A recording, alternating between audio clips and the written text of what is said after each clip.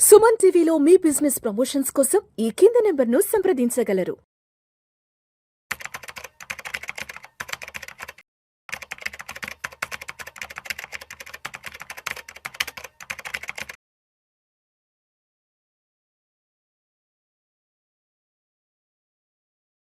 రామచంద్రమూర్తి గారు నమస్తే సార్. నమస్తే విష్ణు గారు.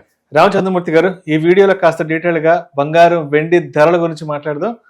సరే, 24 క్యారెట్స్ 10 గ్రామ్స్ ఎంత చూద్దాం. 24 క్యారెట్స్ 10 గ్రామ్స్ 1,65,000 66,000 దగ్గర ట్రేడ్ అవుతుంది. వెండి విషయానికి వస్తే కేజీ 2,76,000 2,77,000 దగ్గర ట్రేడ్ అవుతుంది. ఒకవైపు ఏమో గత వారం రోజులుగా అమెరికా, ఇజ్రాయిల్, ఇరాన్ మీద నాన్ స్టాప్గా దాడులు చేస్తూ ఉన్నాయి. ఒక పక్క ఏమో క్రూడ్ ఆయిల్ ప్రైసెస్ కూడా విపరీతంగా పెరిగిపోతున్నాయి. ఏంటి మరి బంగారం వెండి ధరల పరిస్థితి ఏంది? ఇంకా ఎంతవరకు వెళ్ళే అవకాశం ఉందంటారు? అంటే ఇంకా బాగా పెరిగే అవకాశం ఉందా, లేదంటే కొంత తగ్గుముఖం బట్టి అక్కడక్కడ ఉండే అవకాశం ఉందంటారా?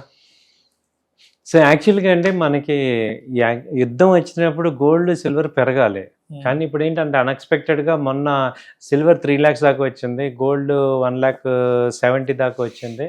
ఆ తర్వాత అక్కడి నుంచి దాదాపు డౌన్ అయింది.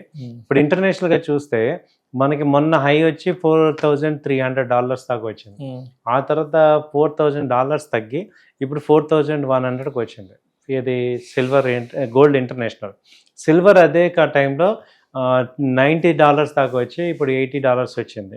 ఇక్కడ ఏం జరిగిందంటే యాక్చువల్గా ఈ డాలర్ ఇండెక్స్ పెరిగింది, అంటే డాలర్ వాల్యూ పెరగడంతో గోల్డ్ తగ్గింది అనమాట. అంటే ఎక్కువ మంది ఇంతకు ముందు ఏం చేశారంటే డాలర్ మీద కాకుండా గోల్డ్ మీద మొగ్గు చూపించారు. ఇప్పుడు ఈ వార్ టైంలో ఏం చేశారంటే డాలర్ మీద కొంచెం ఎక్కువ ఇన్వెస్ట్మెంట్ చేస్తున్నారు. దాంతో గోల్డ్ కొంచెం రేంజ్లో ఉంది. అయితే ఇది బ్రేక్అవుట్ ఎప్పుడు అవుతుంది అంటే ఇప్పుడు క్రూడ్ వాల్యూ ఎక్కువ పెరుగుతుంది కాబట్టి దానికి కాంపెన్సేషన్గా ఇన్ఫ్లేషన్ పెరగటం మొదలవుతుంది. ఇన్ఫ్లేషన్ మొదలైనప్పుడు గోల్డ్ పెరుగుతుంది. కాబట్టి గోల్డ్ సిల్వర్ అయితే నెక్స్ట్ లెగ్లో ర్యాలీ అయితే ఉంది. ఎందుకంటే ఇప్పుడు ఇన్ఫ్లేషన్స్ ఇప్పుడు ఆల్మోస్ట్ క్రూడ్ $85 వచ్చేసింది కాబట్టి సో ఇప్పుడు ఇన్ఫ్లేషన్ పెరుగుతుంది అన్ని చోట్ల. సో ఇప్పుడు మళ్ళీ గోల్డ్ సిల్వర్కి రెక్కలు వస్తాయి. కాబట్టి ఈ లాస్ట్ టైం ఏమైందంటే ఎక్కువ మంది ఈ సిల్వర్ 4 లక్షల దగ్గర 3.5 లక్షల దగ్గర కొని బాగా ఇరుక్కుపోయారు. వాళ్ళకి ఏంటంటే ఒక రిలీఫ్ ర్యాలీ అనేది ఇప్పుడు ఎక్స్పెక్ట్ చేస్తున్నాం, వచ్చే ఛాన్సెస్ కనపడుతుంది. ఎప్పుడైతే 3 lakhs కనుక సిల్వర్ దాటిందంటే మళ్ళీ 3.5 దాకా ఛాన్స్ ఉంది.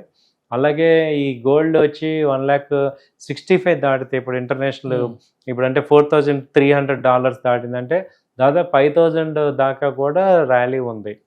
సో గోల్డ్ సిల్వర్ అయితే అప్పే ఉన్నాయి ప్రెసెంట్, జస్ట్ రిలీఫే తప్ప మళ్ళీ ట్రెండ్ అయితే డౌన్ ట్రెండ్ అయితే తక్కువ ఉంది.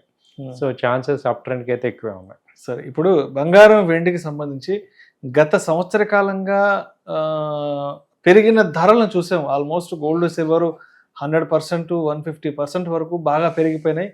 మళ్ళీ ఒక నెల రోజులు అంటే ఫిబ్రవరి 1వ తారీఖు 2వ తారీఖు నుంచి అంటే బడ్జెట్ తర్వాత నుంచి మళ్ళీ కంప్లీట్ డౌన్ఫాల్కి రావడం జరిగింది. అనమాట 50, 60, 70% వెనక్కి వచ్చేసాయి. సరే, ఇప్పుడు మళ్ళీ ఏదో యుద్ధ భయాలు అవి ఇవి మళ్ళీ ఏదో కొంచెం ముందుకు వెళ్ళడానికి ట్రై చేసినాయి. కాబట్టి అసలు ఈ బంగారం వెండి ధరల ఈ పెరుగుదలను ఎలా అర్థం చేసుకోవాలి? ఎందుకు వీటిలో ఇంత అన్సర్టనిటీ ఉంటుంది ఈ ప్రైసెస్లో? అసలు ఇట్లా ఈ మధ్య ఏమైందంటే సార్, ఇప్పుడు బంగారం వెండి అన్సర్టనిటీ రావడానికి అంతకుముందు ఏంటంటే ఈక్విటీ మార్కెట్స్ కూడా బాగా డౌన్ అవడంతో ఇక్కడ అందరూ కూడా బంగారం మీద పెట్టేశారు. అయితే ఎవరైతే ఎక్కువ అమౌంట్స్ ఉన్నాయో అందరూ కూడా గోల్డ్ మీద సిల్వర్ మీద ఇన్వెస్ట్ చేసి ఇప్పుడు ఇన్వెస్ట్ చేయడానికి ఎవరి దగ్గర ఎక్కువ మనీ లేదు. దాంతో స్టక్ అవ్వటం వల్ల వాల్యూమ్స్ తగ్గిపోయినాయి. అలాగే ఎందుకు పెరుగుతుంటాయి, ఎందుకు ఇంత వాలటిలిటీ వస్తుంది గోల్డ్ అంటే ఇది ఇంటర్నేషనల్ ట్రేడబుల్ కమోడిటీ. అంటే మనకి మామూలుగా నిఫ్టీ స్టాక్స్ అనుకోండి ఓన్లీ ఇండియన్ వరకే ఉంటుంది, కొంతమంది ఎన్ఆర్ఐస్ చేస్తారు. బట్ ఇదేంటంటే కమోడిటీ గోల్డ్ సిల్వర్ ఏంటంటే ఇంటర్నేషనల్ కాబట్టి మీకు ఎక్కువ వాలటిలిటీ ఉంటుంది.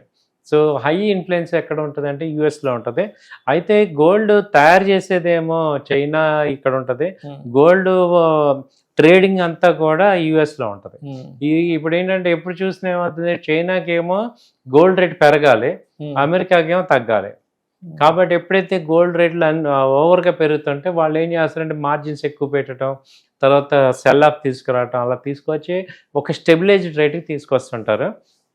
అదే జరుగుతుంది అనమాట. కాకపోతే ఓవరాల్గా చూస్తే పర్ యానం వచ్చి 20% గ్రోత్ అయితే గోల్డ్లో కనపడుతుంది ఏవైనా. సో ఇప్పుడున్న పరిస్థితుల్లో చూస్తే ఏంటంటే గోల్డ్ మళ్ళీ పెరిగే ఛాన్సెస్ ఉన్నాయి కాబట్టి ఈ అన్సర్టనిటీకి రీజన్ ఏంటంటే ఈ సూపర్ పవర్స్ రెండు చైనాగా యుఎస్ ఈ కంట్రీస్ యొక్క ఇన్ఫ్లుయెన్స్ ఎక్కువ ఉండటం వల్ల వాలటిలిటీ ఎక్కువ వస్తుంది.